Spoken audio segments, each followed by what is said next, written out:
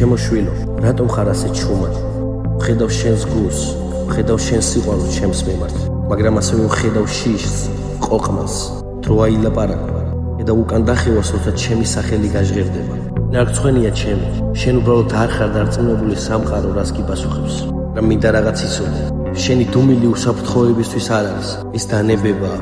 მე ჩემი სული შენში იმისთვის არ ჩამინერგია, რომ დამალო. მე გადამირჩენი ხარ მხოლოდ იმისთვის, რომ თვალი დახუჭო.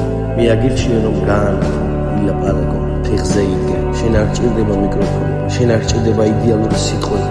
შენ უბრალოდ ჭირდება გამბედაობა და ამას ჩაგივლინდა.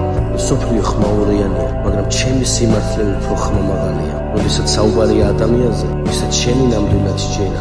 ამიტომ ამოიღე ხმა და მოვასმენინე მათ, თუ როგორ ჟღერს სიყვარული. აი ნახო, თუ როგორ გამოიყურება მადლი.